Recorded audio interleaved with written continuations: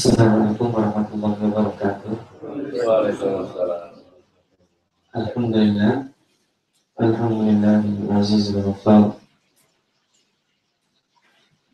Asyhadu an la ilaha illallah wa asyhadu anna sayyidana wa maulana Muhammadin abdullahi wa rasuluhu la nabiyya ba'dah. Allahumma shalli wa sallim wa barik ala hadzal nabiyil karim wa ala alihi wa ashabihi ajma'in, amma ba'd. Bapak-bapak dan ibu-ibu kaum muslimin dan muslimat, para pendengar dan sahabat dan murid dimanapun Anda berada, kita bersyukur kepada Allah pagi hari ini kembali Allah mempertemukan kita dalam halaqah tadabbur Al-Quran.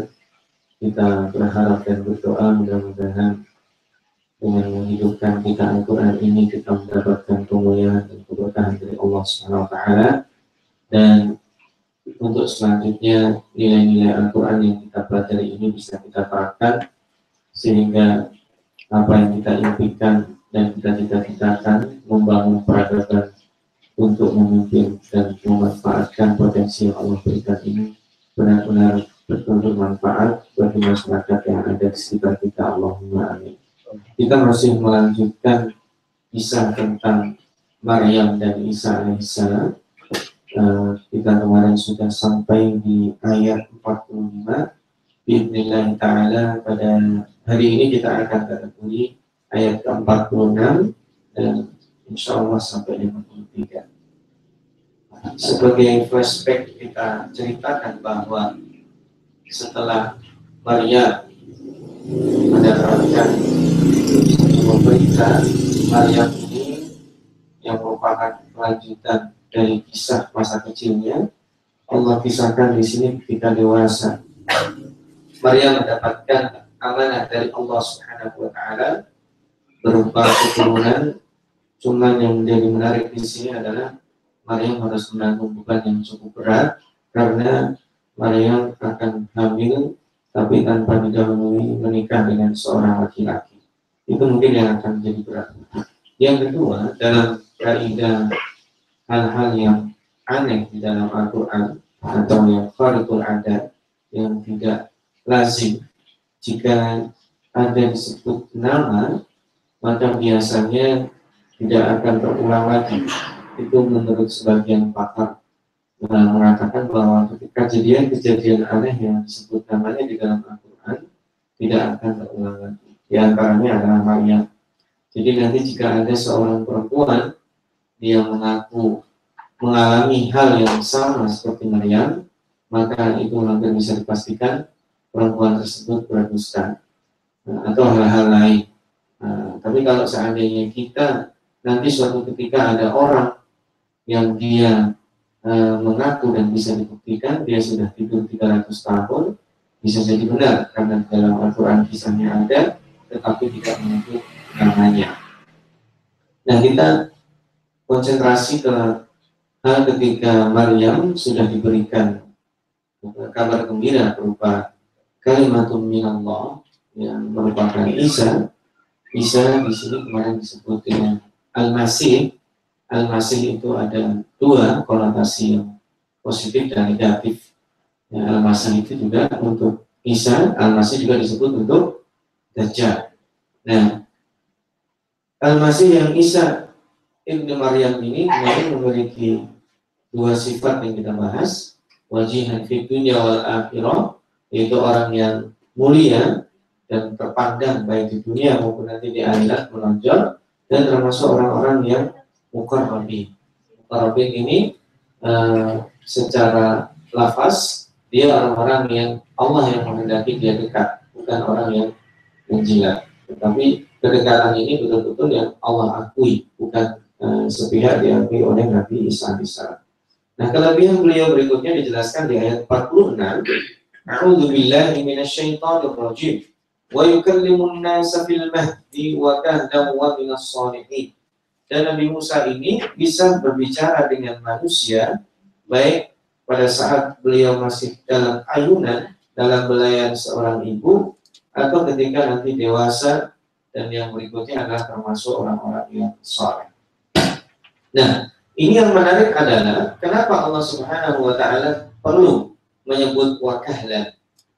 Para pakar bahasa terpaksa harus menakwilkan dengan berbagai cara. Ada banyak ditulis oleh pakar bahasa. Kenapa ada wakahlan di sini? Ini diantaranya bahwa ketika terjadi kerancuan, maka Maryam ini mengatakan ini nadartul rahmani sawma falan ukalliman nasa yauma insiya. Nanti ketika Maryam ini difitnah sana sini, Maryam bernadar ini nadartul rahmani sawma falan ukalliman yauma insiya. Jadi Maryam tidak mau bicara dengan manusia. Dia akan menunjuk pada Isa, dan pada saat itulah mukjizat Allah ditunjukkan, yaitu Isa yang masih bayi bisa berbicara. Nah, kenapa wa yukallim di sini ada wakahlan? Di antara penafsirannya, jadi berbicaranya Nabi Isa alaihissalam itu sama dengan berbicaranya orang dewasa. Kahla di sini sudah tua, dewasa dan tua. Jadi luar biasa.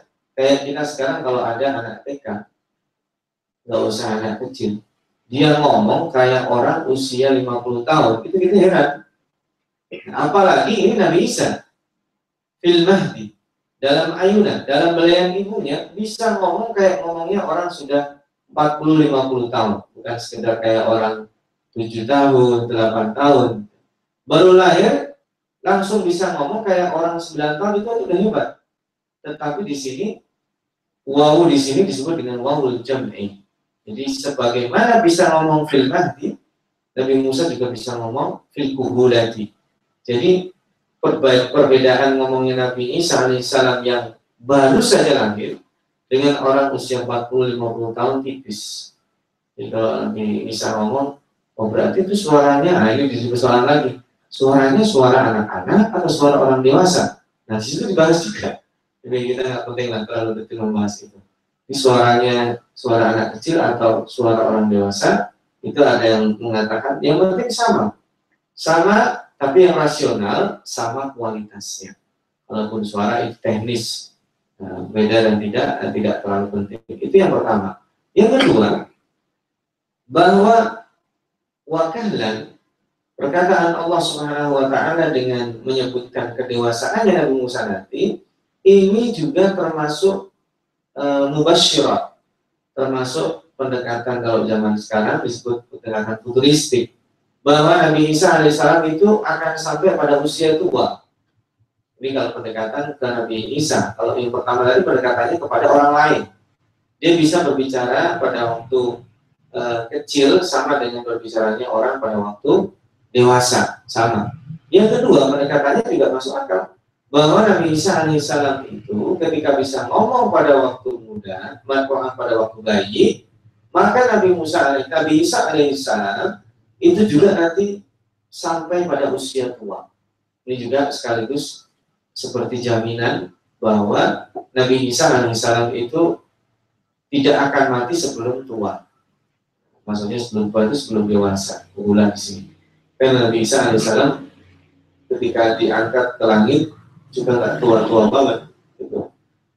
Tapi juga nggak muda-muda banget, sudah masuk usia dewasa. Diperkirakan usianya 40-50 tahun. Nah, ini yang menarik. Ada juga yang menafsirkan bahwa wa yukallimun nasa fil mahdi wa kahlan, itu perkataan Nabi Musa, tapi ini meskipun agak jauh ya, ada yang tidak setuju dengan penafsiran ketiga ini.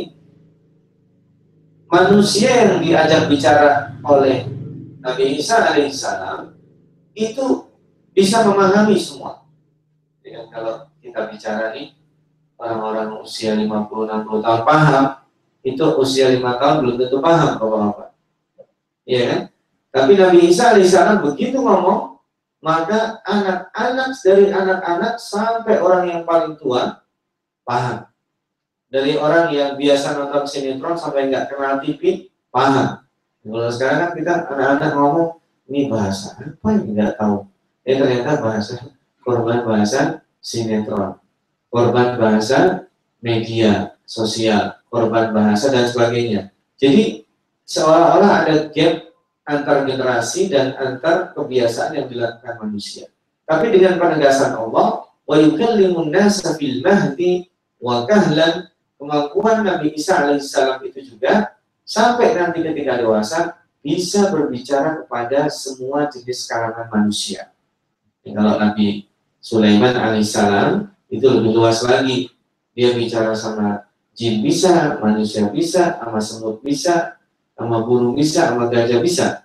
Nah, Nabi Isa alaihissalam ini berbicara sama siapa aja. Nah, ini kalau kita mau tambah lebih luas lagi bisa. Bicara sama orang Sunda, masuk bisa. Sama orang Jawa, masuk bisa. Nah, itu lebih lagi. Cuman saya Nabi Isa nggak sempat ke Sunda sama ke Jawa. Kalau kesini saya yakin juga bisa. Ini terjadi di sana sama bahasanya satu saja. Nah, itu ya. Ada banyak, tetapi angka cukup 3 saja. Yang masuk akal tadi yang pertama dan yang kedua. Yang ketiga saya kira tidak terlalu masuk akal, tapi bisa. Ada penafsirannya sangat banyak, dan yang menarik bahwa kemampuan Nabi Isa alaihissalam untuk berbicara pada waktu kecil di sini juga dalam kisah-kisah lainnya itu terjadi hal yang sama. Nah, ada orang anak kecil yang bisa bicara pada waktu masih ada di buayan menurut beberapa riwayat, tetapi kisah yang paling tervalidasi dan diakui sepanjang masa adalah kisahnya Nabi Isa alaihissalam. Ada diceritakan dalam kisah Ashabul Ukhdud ketika semua orang dibakar kecuali yang murtad, maka ada seorang ibu yang menggendong anaknya ragu-ragu, tetapi sang anak mengatakan kepada ibu, jangan ragu-ragu. Jadi akhirnya ibu tersebut akhirnya ikut dibakar bersama anaknya yang masih bayi. Itu dalam sebuah hadis Muslim yang menceritakan tentang Ashabul Ukhdud. Tetapi kalau dari tingkat validasi kita percaya, maka tingkat yang paling tinggi itu yang dikabarkan oleh Allah Subhanahu wa taala bahwa Nabi Isa itu sanggup berbicara ketika masih bayi. Yang berikutnya di ayat ini adalah wa minas sholihin. Itu juga jaminan bahwa Nabi Isa alaihissalam termasuk orang yang soleh. Nah, sebagaimana paman Maryam ini kaget, oh, saya punya anak padahal udah tua. Ini Maryam lebih kaget lagi. Qalat an rabbi anna yakunu li waladun. Ya Rabb, bagaimana mungkin aku punya anak? Walam yamsasni bashar. Tidak pernah aku itu disentuh oleh seorang manusia pun. Nah, ini dia. Kalau kata-kata sentuhan di dalam Al-Quran itu menurut jumhur ulama itu rata-rata dikonotasikan adalah jima atau perhubungan suami istri. Itulah kenapa jumhur ulama mengatakan ketika sampai di ayat pembicaraan tentang masalah hal yang membatalkan wudu itu adalah bersentuhan dengan lawan jenis, itu hanya Imam Syafi'i yang mengatakan kalau bersentuhan saja itu membatalkan wudu sebagai bentuk hati-hati beliau. Di mazhab lain ada beberapa perbedaan, ada yang sama sekali tidak, karena yang dimaksud dengan persentuhan di situ adalah berhubungan badan, atau juga mazhab Imam Malik yang menengah itu disertai dengan ada perbedaan rasa atau munculnya syahwat, itu yang membatalkan wudu. Nah, di sini ini terkonfirmasi yang dimaksud dengan aku belum pernah disentuh seorang manusia pun itu juga mustahil. Nah, memang ada orang yang tidak pernah disentuh manusia, disentuh secara fisik pasti tidak ada. Nah, ini yang dimaksud disentuh di sini adalah berhubungan suami istri. Apalagi memang jelas Maryam ini tidak punya suami. Nah, gimana nanti? Pertama, perkataan walam yamsasni bashar ini bukan memberitahu Allah, tetapi bagaimana mungkin terjadi normalnya seseorang punya anak kalau sudah berhubungan suami istri. Nah, itu yang pertama. Jadi, memang bisa. Nah, itu satu. Yang kedua, walam yamsasni bashar ini juga mengeluhkan kekhawatiran. Wah, nanti saya kalau hamil dan punya anak, saya nggak punya suami, apa yang terjadi?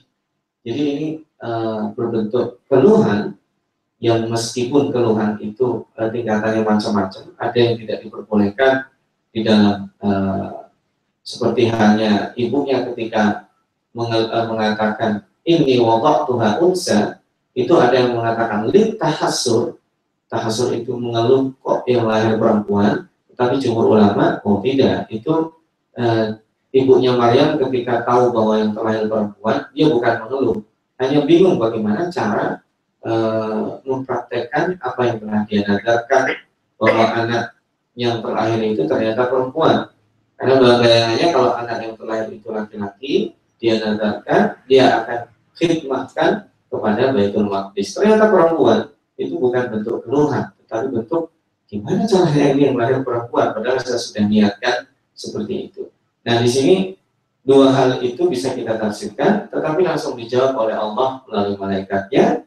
Qala kadzalika, karena di sini berhubungan dengan Maryam, Allahu yakhluqu ma yasha. Demikianlah Allah mencipta apa yang Dia kehendaki. Jadi sebenarnya Allah menciptakan apa saja tanpa sebab. Sebab itu hanya supaya kita bisa menerima secara normal. Makanya jangan heran kalau tiba-tiba kita bilang aja misalnya, bagaimana ada seseorang yang seproduktif Imam Nawawi menulis banyak buku seperti itu. Kalau kita hitung-hitung dalam hidupnya, semua karya beliau yang sudah diketahui, karena ada karya yang tidak diketahui ya, yang masih dalam manuskrip belum bisa dibaca, itu satu hari beliau menulis 60 halaman. Kita bayangkan, 60 halaman itu, di zaman itu tidak ada komputer. Kalau sekarang nulis di darat enak, di zaman itu pakai kertas. Jadi bagaimana seseorang bisa melakukan itu? Itu adalah bimbingan Allah Subhanahu wa Ta'ala. Sebaliknya banyaklah. Bagaimana mungkin orang bisa hafal Quran? Bagaimana mungkin orang bisa A, bisa B? Itu Allah yang menghendaki. Jadi manusia itu hanya menjadikan sebab sebagai sarana, keputusan akhir adalah Allah Subhanahu wa Ta'ala. Demikian juga ciptaan Allah, yang menghendaki adalah Allah. Contoh, api itu membakar, ya. Tetapi itu tidak berlaku bagi Allah kalau Allah perintahkan. Ketika Allah mengatakan ya narukuni bardan wa salaman ala Ibrahim, api itu tidak membakar, malah kayak AC. Kuni bardan, itu kalau tidak ada salaman mati juga Nabi Ibrahim. Kuni bardan jadi es itu api. Tapi karena ada kuni bardan wa salaman, itu kira-kira beliau ada di dalam api tersebut kayak AC, mungkin temperaturnya 18 atau 20. Wah, adem itu, sebenarnya enak sekali. Nah, api. Nah, atau misalkan air yang sifatnya bisa menelan orang yang ada di atasnya, tetapi tidak berlaku ketika Allah bekukan itu air, dan Nabi Musa alaihissalam beserta Bani Israel itu menyeberang Laut Merah. Ada banyak hal-hal yang secara sunnatullah, kalau orang sekarang menyebutnya hukum alam, itu tidak diberlakukan oleh Allah. Kenapa? Yakhluqu ma yasha, yaf'alu ma yasha. Berkehendak apa yang diinginkan. Apa kata Allah? Idza qada amran, kalau Allah menginginkan sesuatu atau memutuskan sesuatu, qada itu diputuskan, fa inna ma yaqulu lahu kun fayakun. Ini bukan berarti Allah setiap menciptakan kayak kita mau makan baca bismillah, bukan. Itu kun fayakun itu istilahnya kita itu di antara huruf fa, antara kun dan yakun. Kun fa yakun. Fa di sini letaknya sangat cepat sekali.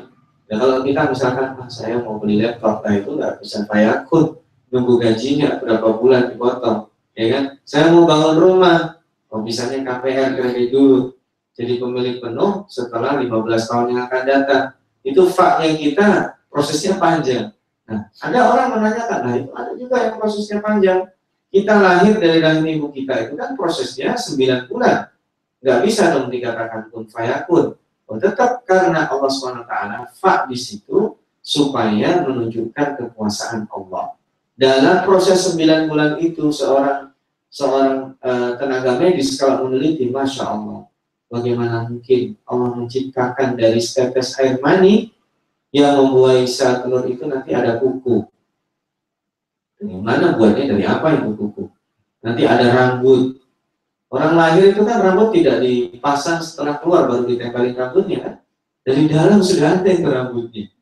Kemudian bukan hanya itu, jantungnya berdetak. Punya otak yang selnya luar biasa banyak. Ada matanya. Itu kalau istilah orang mau membuat, itu semua dilakukan ada di dalam perut seorang perempuan, dalam rahim seorang perempuan yang gelap. Dan yang menarik lagi bahwa di dalam itu anak itu hidup di dalam air. Ya, di dalam air ya. Padahal kaidahnya manusia nggak bisa hidup di dalam air. Tetapi anak kecil itu paru-parunya belum berfungsi, dia hidup dengan cara yang lain. Nah, itu proses fa di dalam kehamilan 9 bulan itu juga punya tanda-tanda kekuasaan yang luar biasa. Atau juga kita tanyakan, kalau kun fayakun itu kayak orang sulap simsalabim langsung ada, kenapa Allah menciptakan langit dan bumi itu berhari-hari? Nah, itu juga ketika dikatakan fisitati ayam dalam 6 hari, Allah menciptakan proses penciptaan langit dan bumi ini, maka itu juga ada maknanya bahwa seseorang menuju sesuatu itu tetap harus ada proses normalnya. Anak-anak harus tetap sekolah supaya pintar. Dan kita bisa aja, oh saya kalau dikehendaki jadi orang pintar, mah pintar aja, tidak usah sekolah, bangkrut itu sekolah.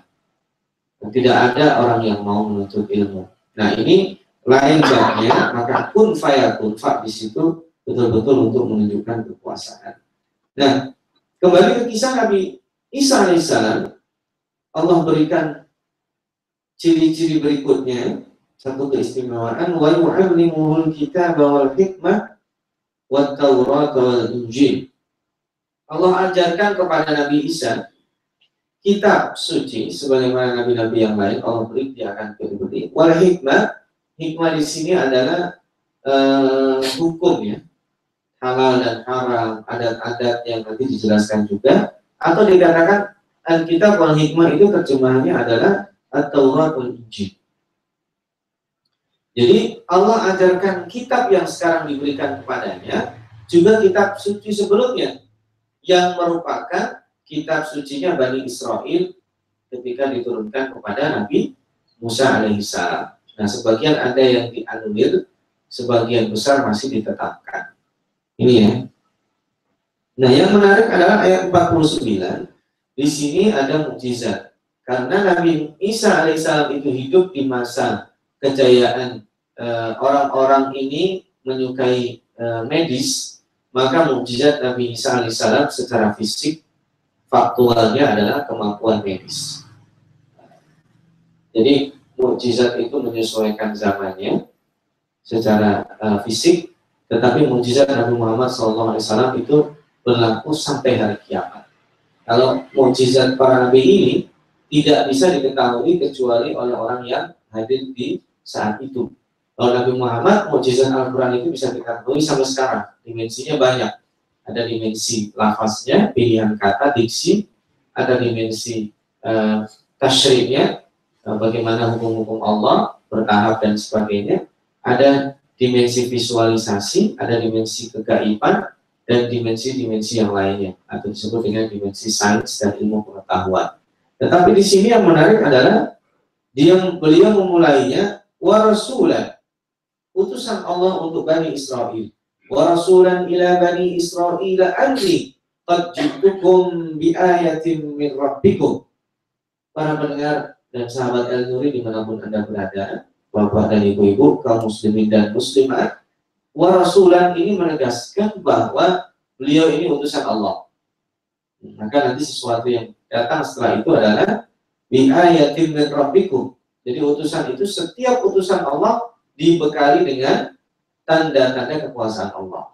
Apa tanda-tanda kekuasaan Allah melalui Nabi Isa alaihissalam? Yang pertama, inni akhluqu lakum minat-tin kahay'ati tayri fa anfukhu fihi fayakunu tayran bi'idznillah. Jadi yang pertama, beliau ambil segumpal tanah, arti itu tanah yang basah. Dan itu bukan tanah kering ya. Tanah yang basah, mungkin kalau bahasa waktu saya di Jawa itu diistilahkannya dengan tanah lempung, tanah liat ya. Ya, tanah yang agak basah itu ada di lapisan yang kesekian, bukan lapisan paling atas di bumi kita. Itu diambil, kemudian beliau bisa membuatnya dalam bentuk burung ya. Dibuat itu tanah dalam bentuk burung, habis itu ditiup, gitu, ditiup. Fa'anfuhu fihi fayakunu tayran bi'idznillah. Yang tadinya bentuknya kasar, tidak seperti burung sama sekali, langsung persis jadi burung yang lainnya dan bisa terbang.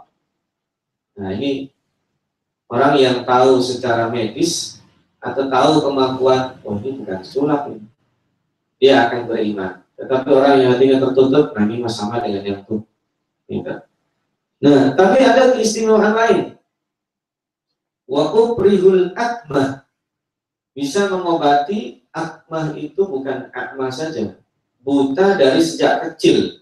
Kalau ada orang buta karena demam, buta karena kecelakaan, itu kemungkinan suatu ketika bisa diobati, ya, dengan pengobatan alternatif. Tapi ini buta sejak kecil, ibarat benda itu memang dari pabriknya sudah ada masalah yang nggak bisa dibenerin, harus ditarik gitu. Kalau ibarat benda ini buta sejak kecil bisa disembuhkan. Kemudian wal abros, abros itu jenis kelainan kulit. Kalau dalam bahasa kita mungkin kusta, ya. Penyakit yang mungkin kita jarang lihat. Intinya penyakit kulit yang tidak bisa disembuhkan atau menjadi aib. Nah, mungkin ciri-cirinya bisa kepala jadi botak karena rontok, kemudian kulitnya ada sesuatu yang tidak ini dilihat, itu bisa disembuhkan oleh Nabi Isa alaihissalam. Dan wa uhyil mauta, ini yang menarik, bisa menghidupkan orang mati. Dan ini kan yang disalahpahami sama Namrud. Ana uhyi wa umit, saya juga hidupin, bisa matiin. Kalau saya bilang kamu hidup, pengawal jangan ganggu dia, dia hidup. Kalau saya bilang kamu mati, bunuh dia, pengawal bisa mati. Bukan itu. Ini ada orang sudah mati, bisa dihidupkan dengan izin Allah Subhanahu wa Ta'ala. Ya. Ada lagi berikutnya, wa unabbi'ukum bima ta'kuluna wa ma tadakhiruna fi buyutikum. Nah, ini tafsirnya banyak. Nabi Isa alaihissalam itu bisa ditanya. Sekarang kalau ibu-ibu ada yang di sebelah sedang makan, tanya saya sedang makan apa Ustaz? Saya nggak bisa jawab. Jadi kalau Nabi Isa alaihissalam tahu nih, oh ibu-ibu sedang makan tahu 2 biji warnanya kuning, yang satu tahu sutra, kemudian yang satu disemur, yang satu digoreng. Tahu Nabi Isa alaihissalam. Atau juga tahu kebiasaan ketika orang datang, kamu sudah 3 hari ini kenapa makannya cuma nasi putih yang pakai kecap? Tahu dia. Wa ma tadakhiruna fi buyutikum, juga tahu. Kamu di rumah ada lauk ini, ada lauk ini, ada lauk ini. Tahu. Ini hampir sama dengan yang dipunyai oleh Nabi Yusuf alaihissalam. Cuman bedanya kalau Nabi Yusuf itu dikatakan takwilul ahadits. Beliau bisa mentakwilkan peristiwa. Di peristiwa ini maknanya begini. Cuman kalau Nabi Isa itu bukan mentakwil, dia langsung tahu. Nah, bahasa sekarang, kalau saya juga tidak sepakat yang disebut dengan paranormal. Ini sangat normal sekali. Ini Nabi Isa alaihissalam punya keistimewaan seperti itu. Jadi, cuman kenapa di sini? Kenapa? Kalau kita tanya, kenapa di sini yang diberitahu hanya makanan saja? Nah, makanan itu yang lekat sehari-hari dengan manusia yang mudah. Nah, kalau sekarang saya sedang makan, misalkan di dalam mulut saya ada sebutir permen. Nabi Isa tahu nggak permen itu apa? Coba Nabi Isa, ini yang saya makan bukan iklan ya ini. Ini Kopiko atau Relaxa atau Nano atau Hexos. Nabi Isa tahu itu. Nabi Isa misalnya tahu. Oh, ini Hexos, makanya 5 menit yang lalu. Oh, detail sekali. Itu mukjizat Nabi Isa alaihissalam. Itu yang dimakan sudah 2, masih ada 4 lagi di rumah. Nah, itu wa ma tadakhiruna fi buyutikum. Dari yang remeh sampai yang paling besar. Nah, ini menjadi mukjizat. Inna fi dzalika la ayatan lakum in kuntum mu'minin. Ini semua digunakan dalam frame sebagai mukjizat, tanda-tanda kekuasaan Allah melalui Nabi Isa alaihissalam. Diharapkan, makanya di situ in kuntum mu'minin, supaya Bani Israel itu beriman. Coba kita lihat, kita urut. Kalau yang tadi itu keistimewaan yang mungkin bagi orang, wah ini keturunan tukang sihir, ini bisa ngomong pada waktu masih kecil. Kemudian setelah besar ternyata ada keistimewaan yang lainnya. Dia tahu juga tentang Taurat. Taurat itu yang tahu cuman kakeknya kakek saya. Nabi Isa kok tahu? Dari siapa yang masih tahu kalau bukan dari Allah? Nah, itu yang diceritakan kan kayak ceritanya kakeknya kakek saya. Nah, itu kan ada di dalam Taurat. Sementara saya tidak punya pengetahuan, itu mukjizat. Tapi bagi orang tertentu, karena kayak gitu mungkin bagi orang yang punya keturunan atau kalau bahasa sekarang nih, orang yang pendidikannya tinggi misalnya. Nah, tetapi untuk orang-orang awam Allah sediakan. Apa mujizatnya tadi? Yang pertama bisa menjadikan benda-benda mati bergerak bernyawa. Yang kedua mengobati penyakit yang secara medis tidak bisa disembuhkan, buta dari kecil dan kusta. Kemudian yang ketiga menghidupkan orang yang sudah mati menjadi hidup. Yang keempat ini yang menarik, kelihatannya remeh tapi tidak bisa dilakukan oleh orang lain, yaitu bisa menyebutkan apa yang sedang dimakan seseorang dan apa yang sedang dia ada di dalam rumahnya. Ya. Wa musaddiqan lima baina yadayya min at-Taurat wa li uhilla lakum ba'da alladhi hurrima 'alaikum. Aku juga dan engkau juga Nabi Isa maksudnya di sini sebagai pembenar apa yang Allah tulis atau Allah berikan kepada Nabi Musa alaihissalam di dalam kitab Taurat. Jadi datangnya Nabi Isa ini sebagai penguat. Ini menandakan bahwa syariat Nabi Musa alaihissalam itu hampir semuanya dibukukan oleh syariat Nabi Isa. Ya, ini musaddiqan itu bukan berarti mengukuhkan saja, tetapi mendukung. Karena sebagian ada yang dianulir. Bukti ada yang dianulir. Wali uhilla lakum ba'dalladzi hurrima 'alaikum. Ini mungkin kita perlu membaca lebih banyak. Mohon maaf Al-Fatih belum sempat mengurai membaca secara detail apa saja hal-hal yang diharamkan dalam syariat Nabi Musa alaihissalam yang dihalalkan bagi syariat Nabi Isa. Ini nanti juga berlaku hal-hal yang tidak diperbolehkan di masa sebelum Nabi Muhammad dihalalkan. Sebagai contoh sederhana, ketika Nabi Muhammad bersabda, Rasulullah SAW bersabda, beliau memiliki 5 keistimewaan. Salah satunya adalah ju'ilat liyal ardu masjidah. Allah menjadikan bumi ini masjid, tempat sujud. Jadi kita kalau mau sholat di sini boleh, di musola boleh, di jalan kalau lagi nggak ada kendaraan juga boleh, di atas bis boleh, kapal, pesawat boleh, karena dijadikan tempat sholat di mana saja. Sementara umat-umat terdahulu itu yang namanya sholat harus di mihrab. Kalau sholatnya ada di mihrab, ada dekat rumahnya, dia sedang di Blok M atau di Senen, dia harus pulang dulu baru sholat di sini. Gak bisa sholat di Blok M. Nah itu ternyata ada yang praktekin. Itu di zaman rezim yang otoriter di Tunis itu dilakukan kayak gitu. KTP kamu orang Kalibata sedang ada di Cakung. Oh, Anda tidak boleh sholat. Anda harus sholat di Kalibata. Tidak mau sholat juga. Karena itu sudah dihapus kan. Itu kan syariat umat-umat terdahulu tapi dipakai. Padahal dia kekhawatirannya satu, tidak ingin umat Islam menjalankan syariat agamanya. Nah, jadi itu diantaranya yang diperbolehkan. Ada banyak hal ya yang berkaitan dengan itu. Dan di sini ditegaskan wali uhilla lakum ba'dalladzi hurrima 'alaikum. Jadi sebagian yang diharapkan itu dihalalkan. Wajibtukum bi ayatin min rabbikum. Ditegaskan ini semua adalah tanda-tanda kekuasaan min rabbikum. Ayat dari Allah Subhanahu wa taala, fattaqullaha wa atiqun, maka bertakwalah kepada Allah dan taat kepada-Nya. Dan taat kepadaku. Di sini kalau dibaca ya, fattaqullaha wa atiquni. Di sini hampir sama, takwa kepada Allah dan menaati Rasulnya. Innallaha rabbi wa rabbukum fa'budu. Hada siratul mustaqim. Ini yang menarik adalah bahwa Nabi Isa alaihissalam dalam risalahnya beliau mengatakan kepada kaumnya, fattaqullah, bertakwalah kepada Allah, wa ati'uni, dan taatlah kepadaku. Ini kepada kaumnya ya. Perintah ini disebut oleh Nabi Isa alaihissalam. Kemudian beliau tegaskan lagi, innallaha rabbi wa rabbukum. Sesungguhnya Allah itu Tuhanku dan Tuhan kalian semuanya. Nah ini seolah-olah pertanda bahwa kalau dibaca secara kontekstual, Nabi Isa alaihissalam itu mengkhawatirkan dengan mukjizat-mukjizat itu, beliau nanti akan dituhankan oleh manusia. Makanya di sini ditegaskan oleh Allah, Innallah, Allah saja, Rabbi wa Rabbukum, Tuhan yang memberikan jaminan. Rabb itu adalah yang menjamin ya. Yang ngasih makan kita itu Rabb.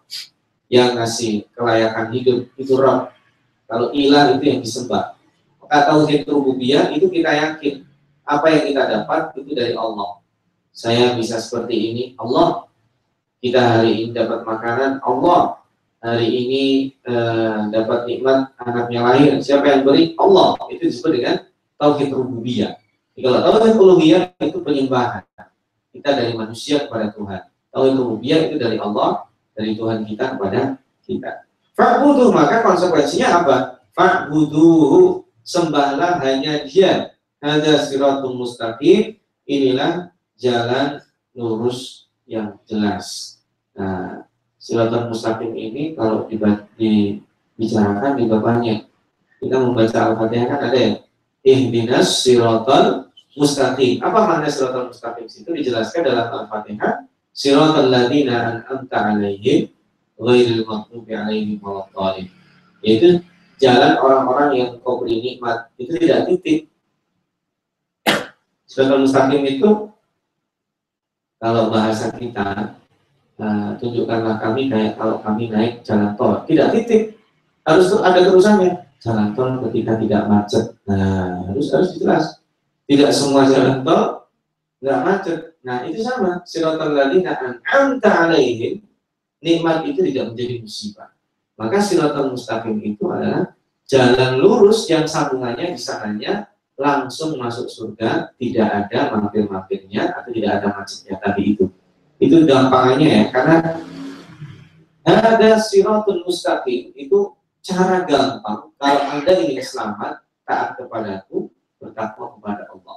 Allah saja yang kalian sembah. Itu gampangannya kayak gitu. Kalau bahasa kita itu gampangannya, udah nggak usah hidup macam-macam, kamu taat sama Rasul, bertakwa kepada Allah Subhanahu Wa Taala, itu sudah cukup. Itu disebut dengan siratul mustaqim. Tafsirannya sangat banyak, tapi cukup yang ada dalam surat Al-Fatihah kita bisa memahami. Ayat terakhir yang kita diskusikan pada kesempatan kali ini adalah, sebenarnya di sini ada potongan berikutnya. Kalau yang tadi itu adalah membuktikan tanda-tanda kekuasaan Allah, ayat 52 ini adalah respon. Falamma ahassa Isa minhumul kufra qala man ansari ila Allah. Setelah Nabi Isa berdakwah, di sini fakta takkid juga bahwa proses dakwah itu tidak semuanya mulus. Ada orang yang dakwah didengerin semua, habis didengerin tidak diterima. Ada ya, orang berdakwah dengerin, habis itu nggak diterima. Ada dia belum mengatakan apa-apa sudah ditolak. Ya. Ada orang, ini mau kesini pasti mau ini, dah harus terima. Ada juga jenis kayak gitu. Nah, falamma ahassa Isa, ketika Nabi Isa merasa, di sini ada kendala dalam penggunaan bahasa.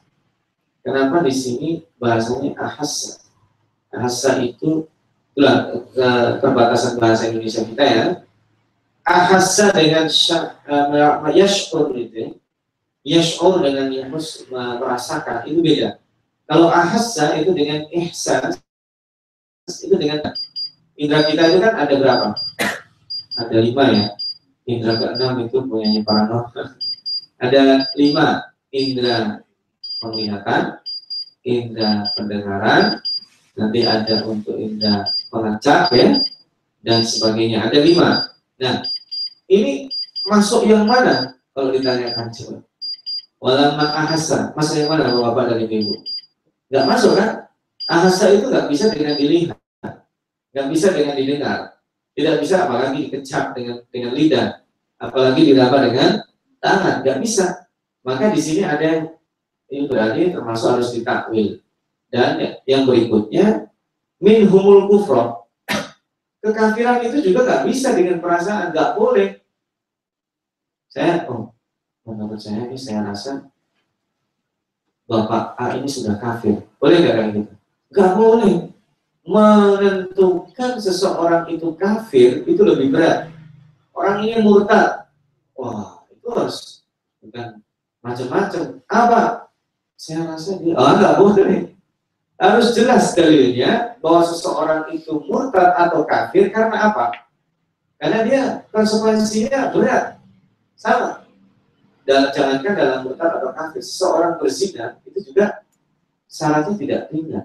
Maka menuduh seseorang berzina dengan menuduh seseorang kafir, meskipun hukumannya berbeda, tidak ditentukan dalam Al-Quran seseorang yang menuduh kafir, tapi konsekuensinya besar. Kalau ada seseorang menuduh Anda kafir, Anda murtad, maka salah satu dari keduanya itu menjadi bukti. Kalau kita menuduh sama seorang muslim, ya kafir. Nah, tidak boleh. Yang menjatuhkan vonis hukuman itu kafir atau murtad adalah pengadilan tahkim. Nah, singkatnya begitu ya.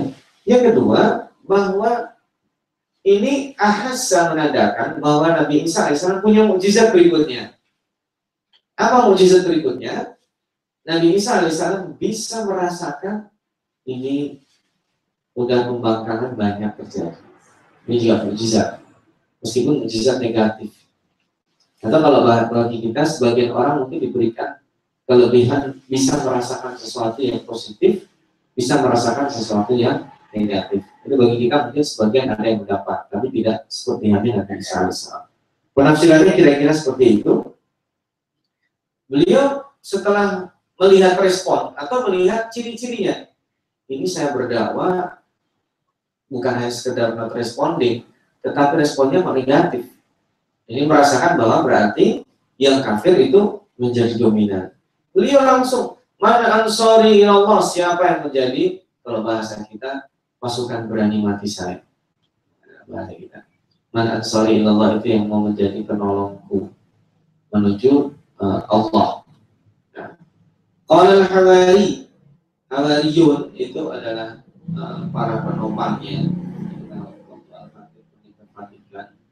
Itu mungkin divisualisasikan di atas Vatikan itu ada beberapa orang yang disebut dengan hawari yang membentengi Nabi Isa alaihissalam dimanapun berada. Jadi kalau ada orang mau membunuh Nabi Isa, itu mereka yang siap menjadi penolongnya. Hawari.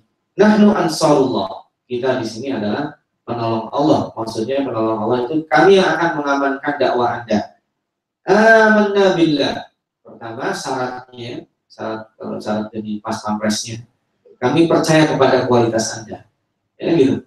Kalau ada pengawal dia nggak percaya sama saya, ya cuma kalau saya meng-hire satu tim pengamanan untuk saya pribadi, itu artinya harus dipastikan dulu bahwa tim tersebut harus percaya sama saya. Kalau nggak percaya, ya susah. Percaya dalam artian percaya bahwa orang ini layak dilindungi, itu kalau makhluk.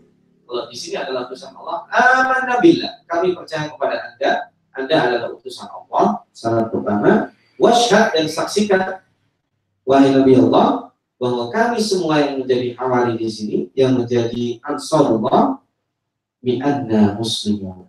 Bukan hanya beriman saja, tapi kami juga muslim. Nah, ada kaidah, iman dan Islam kalau dipisah artinya bisa sama, iman dan Islam kalau dikumpulkan artinya berbeda.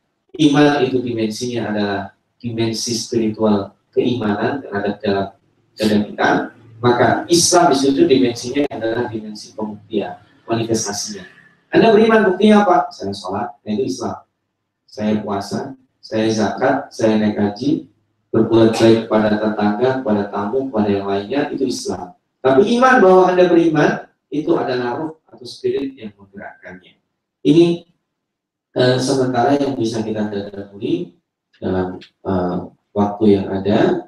Masih ada kelanjutannya kisah tentang Nabi Isa alaihissalam dan Hawari dan Rasulullah.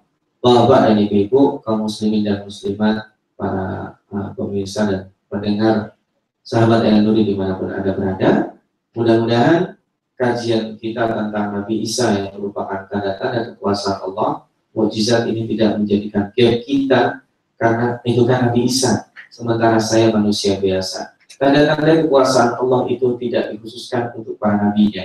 Di dalam Al-Quran ada yang ayat yang mengatakan wa min ayatihi an khalaqalakum min anfusikum azwaja. Itu juga tanda-tanda kekuasaan. Pada saat kita menikahi istri kita atau ibu-ibu menikah dengan suaminya, itu juga tanda-tanda kekuasaan. Kok bisa yang satu hidup di timur, yang satu hidup di barat ketemu? Kok bisa yang satu suka makan pedas, yang satu sangat tidak suka bisa hidup? Kok bisa yang satu kalau tidur harus terang, yang satu harus gelap, bisa menjadi suami istri? dan akhirnya menjadi chemistry yang bermanfaat.